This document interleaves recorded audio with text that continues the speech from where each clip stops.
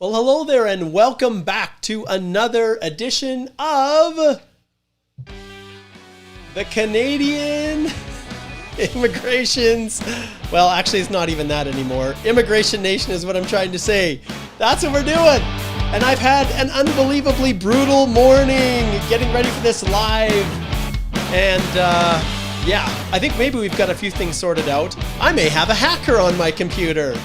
So today, welcome to the Canadian Immigration Institute is hosting Immigration Nation, and I have a phenomenal guest that is joining me today, Alicia Backman-Beharry. We will jump over and we'll invite her in just a few minutes.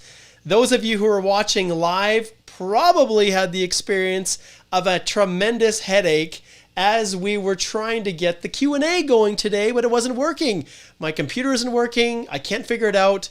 Until I spotted something that could potentially suggest someone has hacked my computer. I'll leave it at that. Obviously, when you're an immigration lawyer saying you should just hire immigration lawyers, sometimes the ranks of the other representatives, I'm not going to say anything, but sometimes they get irritated and who knows, maybe one of them has infiltrated my computer. That's probably an unfair statement. But anyways, I guess this is my show. I can talk about whatever I want. So I am super excited to have you guys join. We've got some people tuning in here. Ralph, good to see you, my friend. I'm going to expand this a little bit. And I can also see, as we're doing this, I'm actually doing this all from my son's computer.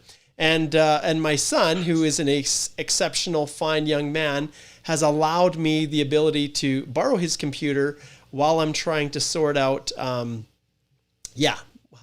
sort all of this out, including my overlay. So let's see if that's a little bit better. There we go. Now we're back in business. So we'll enlarge that a little bit and we'll probably drop this down size-wise. You guys have never probably seen one of these where you're kind of going on the fly, and that's pretty much what I'm doing right now.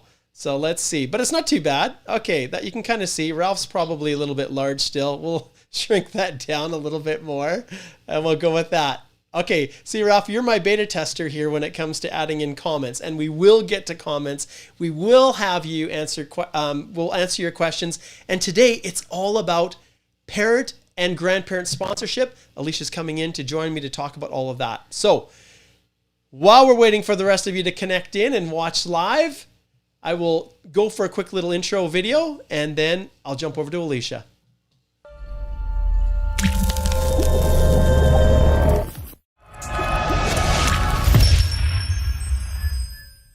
All right, welcome back, as I said, to Immigration Nation.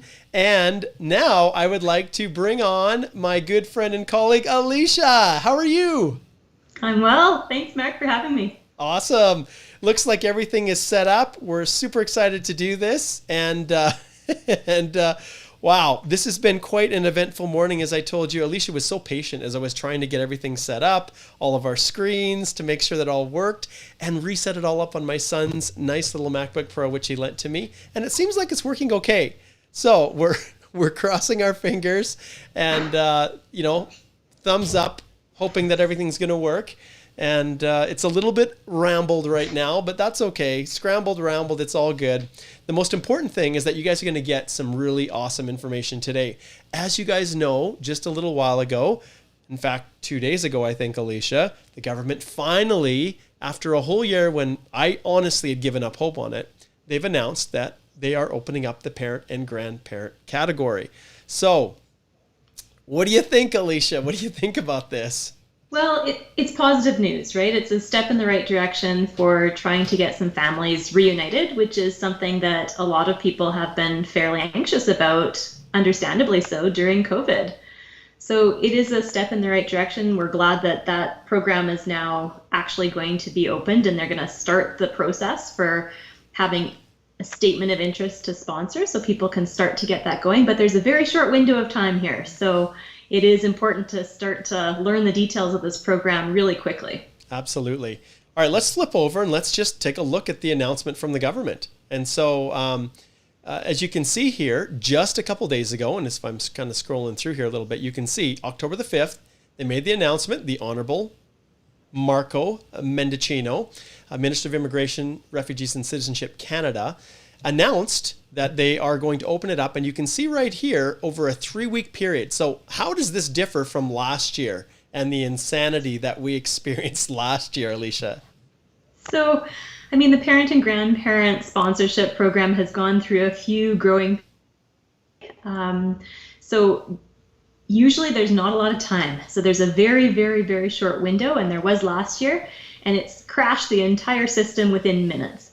This time, there is a little bit more of a window to get that application of interest to sponsor in, and it's a 3-week period. So starting October 13th and ending November 3rd, 2020 is when people have to get that interest to sponsor form completed and submitted. Yeah.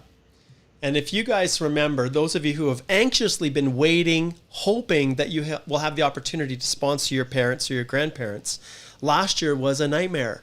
So, for example, in our office, we had 4 candidates that we were going through. I kept for myself the one that was the most important for our firm, the family that had been waiting the longest. And they basically opened up this little link on their website, and whoever was the fastest typer, whoever had the ability to connect in the first and was able to get the information submitted the fastest, was able to fill one of the 20,000 spots that they had available. And in my case, the link never appeared on my screen. My 2 staff members were able to get in. They were able to enter the information in for our clients, but the most important one, it didn't even appear on my screen. After we realized that they had little blocks on their IP addresses that only allowed for so many interactions with the website from the same IP address. And of course, from our firm, that meant that we were unable to get through. And it created some interesting dynamics, Alicia. I don't know if you remember, there's even a class action lawsuit that some intelligent, quick-witted people thought about putting forward, that resulted in them being forced essentially to allow some people to get in that otherwise couldn't for a variety of reasons. But yeah, now we don't have to worry about that fastest typing. Today is October the 7th. On October the 13th, you can see here at 12 p.m. Eastern Standard Time, so that's 10 o'clock in the evening. 10 o'clock in the morning here as for us in Alberta, you can start entering it in.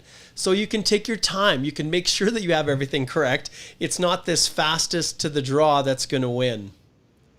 And it is, if you scroll down, there's that accommodation is available to persons with disabilities paragraph as well. So one of the issues in the class action suit was that it was unfair because people who needed a little bit of assistance or couldn't get on and read the email fast enough or find that link said that they were disadvantaged. And so this time there is accommodation available. So if you need to have large print or braille or a paper copy of that interest to sponsor form, there is a way to request it, but only until November 3rd, 2020. Yeah, exactly.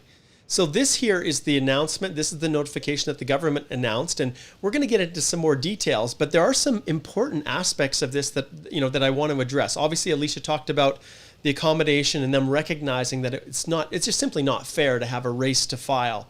That system is just not acceptable. But we also have this next paragraph, and maybe you can talk a little bit about that, Alicia. Sure. So I think the government is aware that COVID-19 has impacted many people and financially been a big burden. Lots of people have lost their jobs or gone on furlough or temporary layoffs. And so normally, it's very stringent in terms of what the financial requirements are for somebody to be able to prove that they have enough financial stability to sponsor their parents and grandparents. So in previous years, and this still does apply for previous years, a person would need to meet the low-income cutoff guideline for themselves and all their dependent family members, anybody who's financially dependent on them, plus the parent and grandparents that they want to sponsor. So it was low-income cutoff guidelines plus 30%. For this tax year only, so only for the year, the government is saying that it's going to simply have that be the minimum necessary income instead of adding an additional 30% on. However, for the previous 2 years, so you've got to show 3 years of income for this program. For the previous 2 years, that old rule still applies, the minimum necessary income plus the 30%. Yeah, exactly. Okay, let's jump to the numbers while we're kind of talking about this. The biggest issue always is that there's a massive demand for people who want to sponsor their parents and grandparents. So what are we looking at for quotas this year? So the quota last year was 20,000. Unfortunately, the quota this year is 10,000. And so even though they're opening up the interest to sponsor process right now, all of these applicants will only be processed in the 2021 intake. So they're only going to allow 10,000 applications for all of next year. However, they do say, and we'll see if this comes true, but they are saying right now that for the following year, for 2021, with an intake for 2022, they're going to have 30,000 new applications. Yeah. So there's even fewer spots available for people that are looking at doing it right now. And it's doubly hard for people. And we're going to get into a little bit of the finances and things like that you have to have as a sponsor. But it's doubly hard when you've been working so hard to make sure that your income level is at that right sweet spot. And then, maybe you're not going to get in this round. And then maybe it's the next one you're going to have to continue to maintain. And yes, it's great, as they've indicated here, that they're going to, they're not going to have that gross up, that added 30% on. But for many people who've lost their jobs, it's going to be really, really difficult to demonstrate that you've met that income level. So this is, this is the big news for a lot of people. Now everybody has to scramble. Yes, it would have been nice if they gave us more lead time, because, really, when you think about it, not even 2 weeks lead time for it to open for many people is very, very stressful. And remember, this stage right now is really an expression of interest. They love these types of programs. This doesn't mean that you're going to be able to sponsor your parent or your grandparent. When you submit your application, I'm assuming if they're taking 10,000 this year, that there's probably going to be, given the fact last year it filled up in under 6 minutes or 7 minutes, that's the 20,000, that there's probably 100,000, 150,000, who knows how many people are interested in sponsoring a parent to come. So the likelihood of getting drawn is still, and really this is kind of like a lottery, is the way it looks like. Now, I was reading, Alicia, that I can't remember if it was here on the news or if it was in the actual ministerial instructions, but there was somewhat of a hint. And we, as the Canadian Bar Association, have been pushing for a weighted lottery where people would be recognized as having tried year after year, and that they should, in some way, form, or fashion, be given a leg up on people who are applying for the first time. There was maybe a little bit of a hint that they might be going down that direction with this model. We don't know, but at least, at this stage, people who will get a chance to show that they're interested. And if you're drawn, then great, you have that opportunity. But if you're not, then, that's just the way the system is right now. So. And that is an important distinction, Mark, because last year, if you were able to get those applications in, people thought they had a better chance. This year, there's a smaller pool. There's only 10,000. But even still, so once you get that interest to sponsor application process in, then yes, the government said it's a lottery. So they are going to choose people who've put in their interest to sponsor. Maybe it's tens of thousands, hundreds of thousands of people, but only 10,000 of those get picked to go forward. And they also clearly say, don't keep putting in multiple interest to sponsor forms, because go through and weed out all the duplicate applications. Yep. And then what they'll do is they'll only take the later duplicate application. Yeah, exactly. So, and last year they would actually block you completely if you had submitted 2. And so, yeah, you don't want to do that, especially in the world that we're in now. Yes, it's a lottery, but you only get one of those lottery ping pong balls, essentially. So make sure that you're not trying to increase your odds by putting in multiple, because it will not go well for you. All right. Okay, well, let's shift over and let's talk in a little bit more detail. We're going to flip over to the actual, let's see, where would you like to start? With the ministerial instructions, or do you want to dive into the actual process itself? Maybe, why don't we do that? Yeah, we can probably, the ministerial instructions are pretty short. Yeah. It's just a one-pager. Yeah. Do you want to hit the ministerial instructions first? Sure, we okay, can. Let's do that. Okay, so what we're going to do is we're just going to, once again, just kind of share screen and share this information. Us lawyers, this is where we go for our information. Everybody else tends to, well, I shouldn't say everybody else. Lots of people will just go to the website and they will look at the government's own interpretation of their own regulations. But these ministerial instructions are the source of information for us. And so, Yeah, so this is, if you're wanting to understand how this is supposed to work, the real nuts and bolts of it, this is where you go.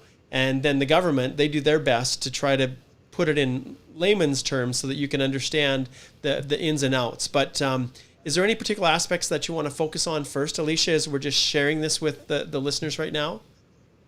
Yeah, I think the main thing is to note that this is the legal implementation of the minister's decision. So in order to make this law, it has to either be passed under the Immigration and Refugee Protection Act or the regulations, or there's a mechanism whereby it becomes law through ministerial instruction. And so this now is the legal definition of how this program will work. So if there's any interpretation differences, they'll look to this. And so one of the things they talk about is a working day. So what constitutes a working day? And that could play in if people have, applications that don't quite get in time, if they've got a computer or if there's issues with uploading. So make sure that you get your application in well in advance of that November 3rd deadline. Yeah. And you can see here, often we hear this universal time kind of that they use as their standard. And you can see here now that they've actually identified Eastern Daylight Time as the time period that you're going to work from. So if you're one of those last minute people, be aware that this period, it ends at noon Eastern Time on November the 3rd. And remember, we're not as concerned about the start time, October the 13th, because it's not a race, not now. You want to make sure that everything is complete and accurate, but this is the key because this is an online expression of interest and it will close. It will close noon Eastern Time on November the 3rd. And that is interesting. I've gone through an express entry application. The time that they use is that UTC time, right? So that's a different time than the Eastern time zone. So it is important to note that that's the deadline. Yeah, exactly. And you can see it goes over here, like some of the things we've already talked about, the fact that there are 10,000 maximum here, and it goes into, further detail. We're not going to spend a lot of time going through all of the ins and outs. At the end of the day, it really, the process itself, what's required to qualify hasn't really changed. It's more just the method in which you're expressing your interest and how they're now selecting people. So, yes, go ahead, Alicia. I'd say the one thing to note there is that guide. So they do say to follow the guide 5772. And so it's important that people make sure to very carefully follow the list of acceptable documents that is listed in guide 5772. Yeah. And I guess one thing, if we have guide 5772, I wonder if it's even available yet. Is it, I'm trying to remember from, so we'll make a note of that 5772. And we'll see if maybe we can even show you where to find it if it's not readily apparent. But it should be, once you get to the actual instructions, available. And then as we're going through here, like I said, there really isn't too much more that we can pull from this because it's all going to be laid out as we talk about it in the actual, the place where you go to apply. And this is where it is right here. So this is the information, sponsoring your parents and grandparents, and this talks about the process. So one of the things I guess you need to understand is when you're applying and you're actually going through the process after you've received your nomination, this is what we're doing right here. And so you can see sponsoring a parent or grandparent to submit the expression of interest. There's no fee for doing that. So there's no charge for saying, hey, I'd like to sponsor my parent or grandparent. But after you go through the process and you're drawn, then you're looking at $1,050 per adult. Per person. Right, per person. So if you have, and then, we can talk about maybe who you can sponsor, but let's just kind of go through this. So if we shift to check if you're eligible, did you want to talk a little bit about this in terms of eligibility as a sponsor, Alicia? Yeah, and just before you went off that page, Mark, The other thing to note is that this is not going to be a very quick process. So if you look at the posted processing times right now, it's 20 to 24 months. So even though this invitation or this interest to sponsor is starting now, so that ends in November, all of these applicants won't get processed until the 2021 year. And then from there, there's another 20 to 24 months of processing time. Yeah, exactly. Good point. Okay. All right. So how do you know? How do you know if you can do it? How do you know if you're eligible? So take it away.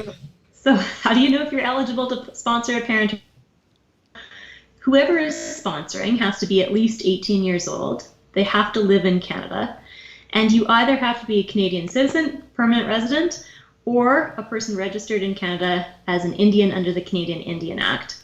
And you have to have enough money to support the people that you want to sponsor. Yes. And so this is what we were talking about before. For the 2020 tax year, you have to meet that minimum necessary income. For 2019 and 2018, you've got to meet that minimum necessary income plus 30%. And if we take this, go ahead. Sorry, Alicia, go ahead. I was just going to say, and it's key, you can't have your money in your bank account fall by even a little bit underneath that scheduled amount. Yep. So if you have money in different foreign bank accounts, or if there's exchange rates that come into play, you've got to make sure that that balance, even given a conservative exchange rate, stays above what the minimum necessary income is, plus 30% for 2019. Yeah. So if we look at this, you'll see, so there's a link that I just clicked on here. Make sure you have enough money. Okay, well, how much money do I need? So there's links that you can click on here that will allow you to hopefully get that information, right? So if we click on this link, find out how much money, you will see right here, as of today, that it has not yet been released. So for this year, for the 2020 for the 2020 season. So we know if you were to go back, and we've been hunting for the old ones. I know they're out there somewhere. We have some indications. We can pull up guides for some of the other programs, and these amounts that we have here are actually for. I think this is the TR. This is Super Visa, right? So it could be this amount for 2018-19 could be this plus the 30%, possibly. Could be the amounts that you need to have. But we will just have to wait and see, because as it stands right now, it hasn't been updated yet. And if you go down to the bottom here, this hasn't been updated since January the 30th of this year. So we expect as this becomes live, well, it should by on October, when it here in about a week or so, when this goes live, you should be able to click on these links and see the actual figures. Okay. So how do you prove this income? So what are they going to make us do to prove the income, Alicia? So they've got a link there. They say, how do you prove your income? And most of the time, it's making sure that you've got your Canada Revenue Agency notices of assessment. So that's kind of the go-to way to do it. It's going to give you, so it says, provide your notice of assessment from Canada Revenue Agency for each of the 3 taxation years immediately preceding the date of your application. Yeah. And so what you're saying then is, well, what if I just, I haven't, had a lot of employment income, but I've got lots of resources in my bank account. I brought over millions of dollars, and I can show I've got all these funds in my bank account. Well, what's the problem? I can support my parents. Why do I have to show this notice of assessment? I haven't really been able to find a good job in Canada anyways, but I've got lots of money. So what's up? Is this CRA really mandatory, this notice of assessment?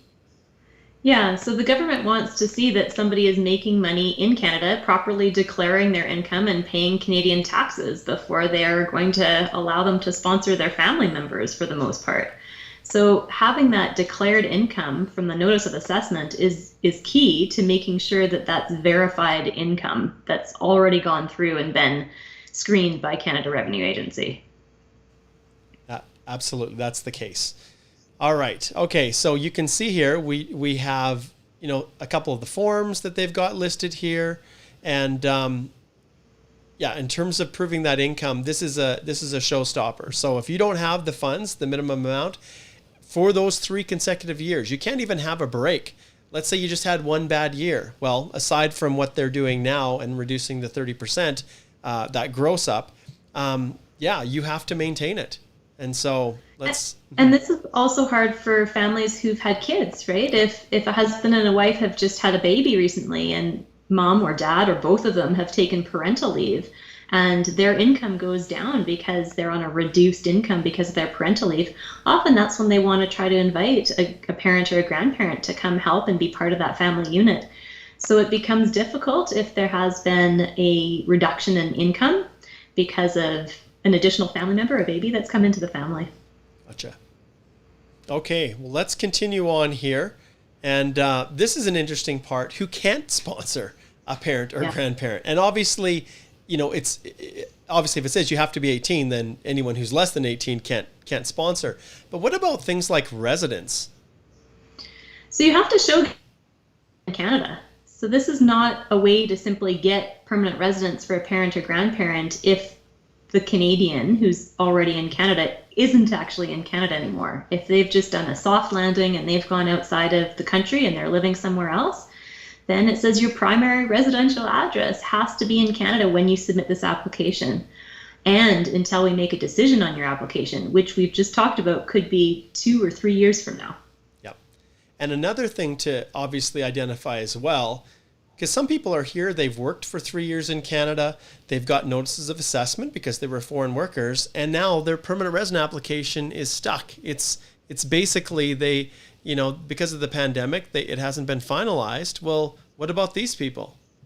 Unfortunately, those people can't sponsor because they actually haven't received their confirmation of landing yet, and they aren't technically landed as a permanent resident. So you have to have that status before you can actually have this interest to sponsor and go through with finalizing that sponsorship application for your parents and grandparents. Yeah, exactly. So if you're not a permanent resident, it's a no-go. Now, there are some other things that can make you ineligible as a sponsor.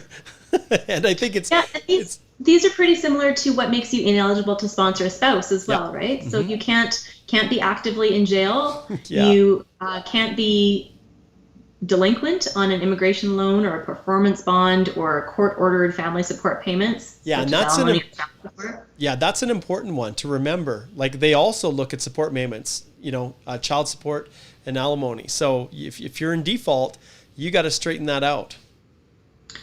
And this is one thing that sometimes people don't realize is when you're sponsoring a parent or grandparent, you're making a promise, a contractual agreement with the government that you are going to be financially responsible for your parent or grandparent for 20 years.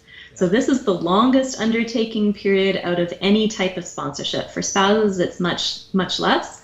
But for parents and grandparents, it's 20 years from the date that your parent or grandparent actually lands as a permanent resident. So maybe 3 years from now, plus 20 years. Exactly. And really the other ones, we talk about these quite frequently. Obviously, you can't be an undischarged bankrupt. You can't be yourself receiving social assistance. And how do they treat the CERB benefits? Let's say you're in Canada with the emergency response benefits. And so that is one of the things that they talk about in the nitty-gritty of what qualifies as social assistance and what doesn't. And so that CERB payment doesn't constitute social assistance in this case. So as long as if you are receiving the CERB benefit, that should be okay. But anything where you're actually asking for government support, unless you have a disability, would usually disqualify you from sponsoring a parent. Yeah. And then we'll add on the criminality, which obviously is applicable to everything, right?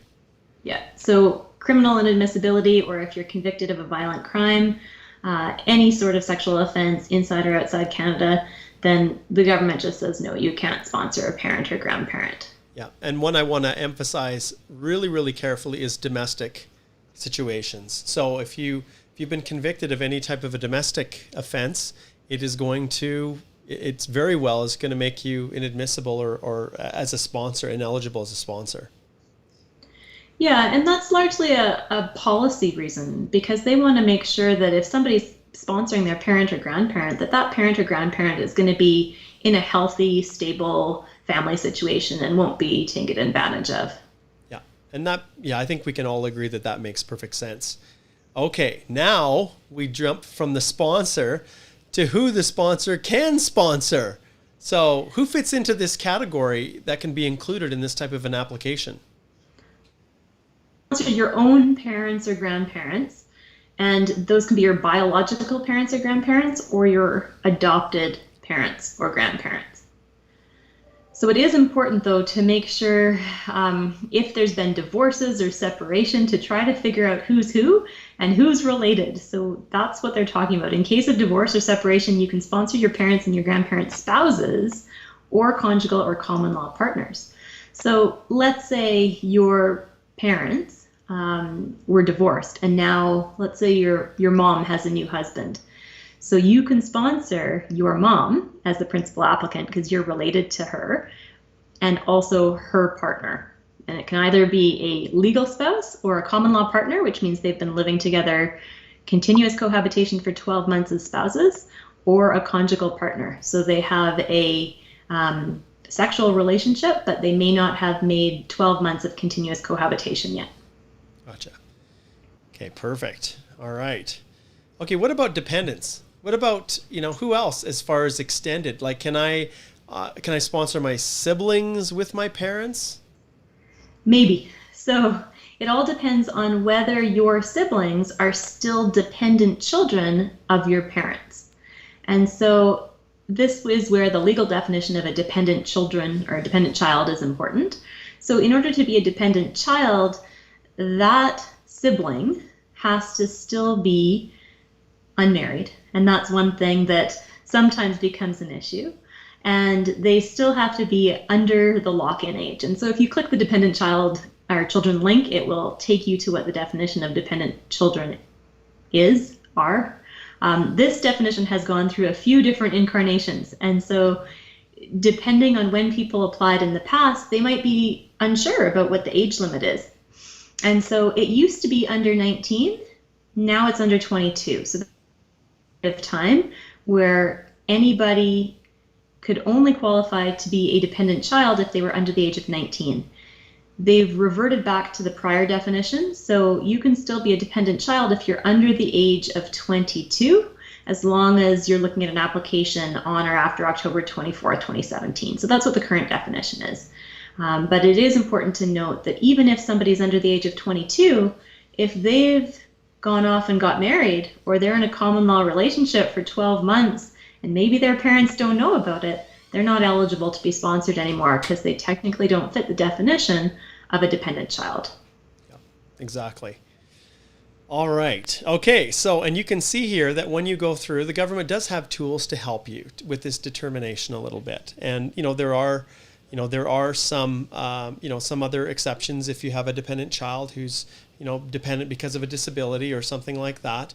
They may be over 22, but if they've continuously been in your care, then they can still be considered a dependent child. But yeah, 22 is typically, once they hit 22, then they fall out of that category. So if you have a parent that you're sponsoring and you have siblings that fit under that age bracket and they're considered to be a dependent child, then they can be included in the application. But remember that every single person you're including is included in the family group, which then is used to determine the amount that you have to have as a sponsor to sponsor them.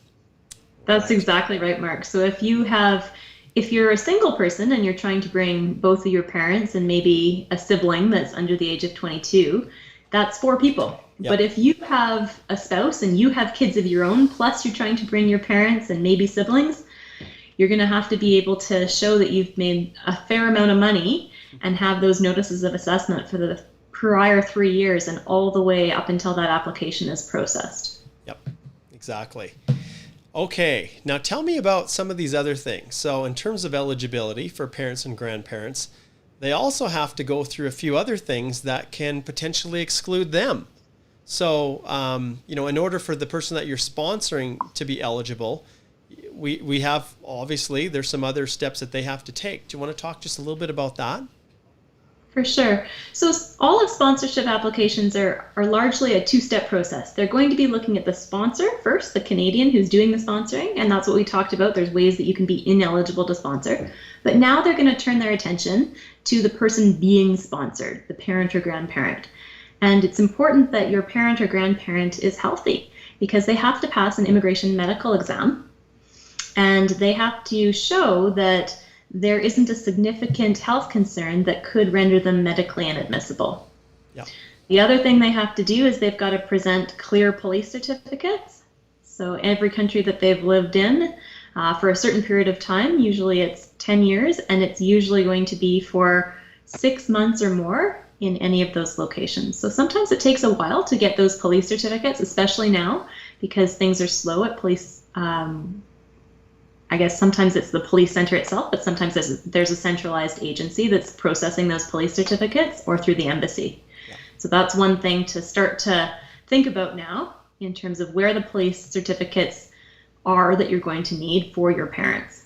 And then the other thing is biometrics. And so that's a relatively new requirement where your parent or grandparent would have to go and actually do their fingerprinting and retina scan through a biometrics office. And it depends on which biometric offices are going to be open near them. Yeah.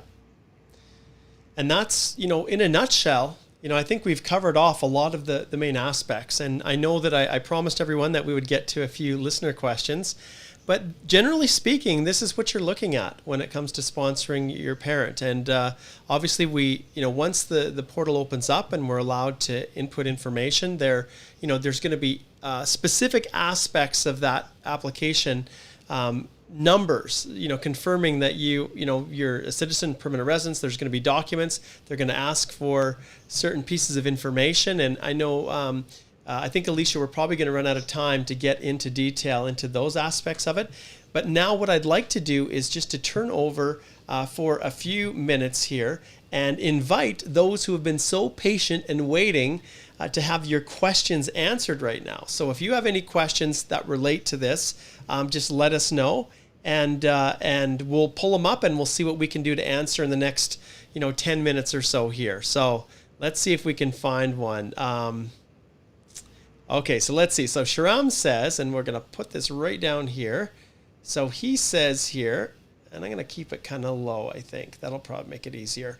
So Sharam says, how long does it take to express interest to sponsor the parent once you have a PR? So I think what Sharam is asking is how long does it take before you can sponsor when you come to Canada? And I think what we've seen is that the notices of assessment really drive that process. So you need to make sure that that you have that minimum 3 years of notices of assessment before you can actually submit the application. Do you have anything else to add to that, Alicia? I think the only thing is sometimes people don't realize that they don't get that notice of assessment until they've actually completed that year of work. Yeah. So it's actually more than 3 years of work in order to get that notice of assessment for the prior year's income. Absolutely. Okay, let's see here. Okay, so here's a tricky one, and these are pretty big, but okay, so Vivi says it states that the sponsor is not eligible if they receive social assistance. Does goods and service tax, sales credit, sales tax credit, or student loan count as social assistance?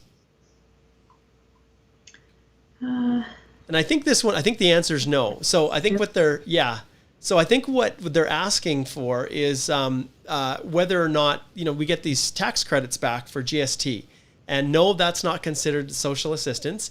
And also, student loans are not counted as social assistance either. The loans from any of the banks also wouldn't fall under that. Social assistance is where, because you're unable to support yourself, you apply for funds from the government to help you because you cannot sustain your life on your own. That's really what it comes down to. Do you have anything else to add to that one, Alicia?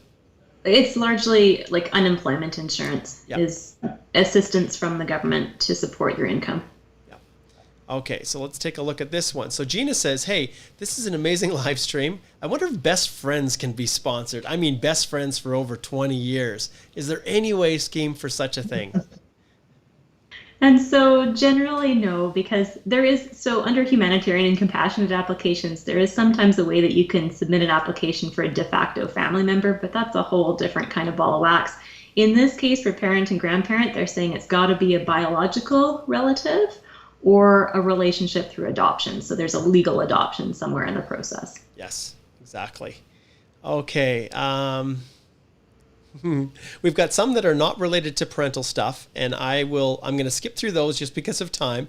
We're going to focus really on the parental questions. So Karthik asks, why 30% extra, like to the minimum income? If it's already says the minimum income required to sponsor, why do they have to add 30% on? Like, how cruel is that? Well, and the reason is that statistically, as we age, we cost the healthcare system more money.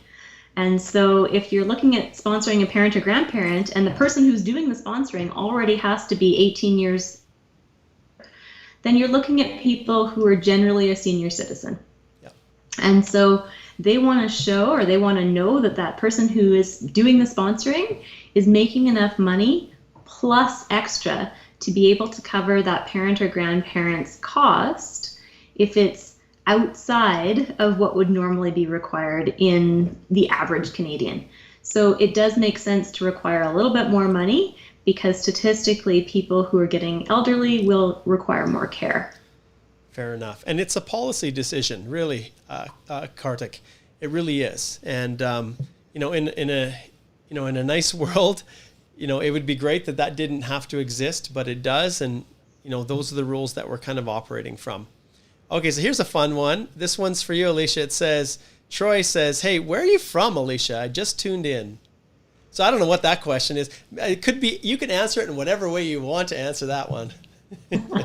I'm from Canada. Right now I'm working out of Calgary, Alberta. For my fine firm. So Alicia is one of the awesome lawyers within Holthe Immigration Law. So excellent. Yeah, and she's based out of Calgary, and Susan is up in Edmonton, and then I'm in Lethbridge. So that's where we're located. Okay, let's see if we have any other questions. It looks like all the other ones are pretty much, they're not specifically related to this topic that we're covering today, but I think this was really good. We covered a lot of ground, and one of the things as a firm that we offer is support. And the whole nature of our law firm is client-centered, firm supported. So many of you may not know whether you're eligible. You may need guidance, direction on that. Some of you may need assistance just having someone review what you've started to complete for this expression of interest. And that's really what we focus on. We love working collaboratively with our clients to help them navigate their way through this whole immigration process. And you still maintain control, and that's kind of the service that we offer. So if any of you have questions, you're not certain about what whether or not you're going to be eligible or what you need to do, even before it opens up on October the 13th or after, we're here to provide whatever help or assistance that you might need. And the best way of reaching out to us, and I'll just pull this over here so that everybody can see it a little bit better, is just to go to our law firm website, and it's just holthelaw.com. And then once you're here, you'll be able to go in. You'll either see it depending on your handheld or the device that you're on. You can just click on the Start Here button, and it will take you right to our site where you can book a consult with any of our lawyers. So that's how you can find us, and you can click on this link and it will show the availability.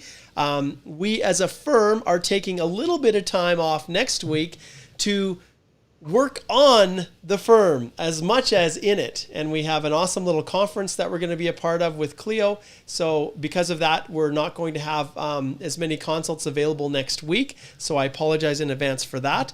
But yeah, we are here to help you in whatever way we can. Alicia, thank you so much for joining me. I really appreciated this. This was great. Thanks, Mark. I'm very impressed at how you were able to pull all of this together in very few minutes on a completely different computer, so good for you. It seemed like it worked out okay. Now, because of the content that we were sharing, one of the things we didn't get a chance to dive into was this amazing little family that Alicia's been working with. And maybe we'll just put a little link to them in the show notes and some of the things that they've been going through with trying to get their daughter back to Canada and the hardships that they've been suffering because of the pandemic. The Muth family has been in the news, and they've been doing everything that they can to bring their little daughter home, who has a number of pretty serious health concerns. But because of the pandemic, because of processing, and we feel like the government is kind of dragging their feet a little bit. They could be doing a lot more. Alicia's been helping them on a pro bono basis, and so it has been an unbelievable amount of time. And I want to give full credit to Alicia for just doing what we do as immigration lawyers, looking out for people who are genuinely need assistance, and often there's nowhere else to turn. So big shout out for that, Alicia. Any thoughts or any passing comments on that process for this poor family, Derek and Emily? Well, I really hope Zoe gets home soon. So she's the little girl. She's 2.5 years old. And the Muths just let me know today that they do have a petition that they are circulating. So change.org, and there's a petition that they're circulating to try to ask that the government hopefully open up the stage 2 citizenship file for their daughter. Yes. And I'll just flip over just briefly, and we'll just give them a little bit of a shout out. I'm gonna stretch my screen. So this is the report that we probably like the most out of the news reports. This one is CBC in Calgary, and they just talk about Derek and Emily and their little girl. So we'd encourage you to go check that out. We'll put a link in our in the show notes here and in the description for the video. So do check that out and read about their story and understand that we're all in this together. And sometimes people really have to go through a very, very difficult time to see their dream realized. So thank you for that, Alicia. All right. Well, we'll say goodbye to Alicia, and then I'll sign off here. Thanks so much, Alicia. Thank you, Mark. All right. Thank you guys so much for tuning in. This has been just a wonderful edition. It got kind of a little bit of a rocky start at the beginning, but stay tuned. Wednesdays are when I'm going to be broadcasting. Some of these will be recordings, some of them will be live, but the whole goal is just to give more helpful information and also to help you guys realize that there are some amazing immigration lawyers out there that are totally available and willing to help you with your application. And with Holthe Immigration Law, the Canadian Immigration Institute, our primary objective, and I guess almost our mission statement, is to help everyone realize that everyone has a right to be represented by an immigration lawyer. And we don't want anyone to be left without that opportunity. So, all right, this is Canadian immigration lawyer Mark Holthe, ex-immigration officer and former high school teacher, thanking you for joining us on, let's see if we can get this going, another episode of Immigration Nation. Thanks so much, guys. We'll see you again next week. Take care.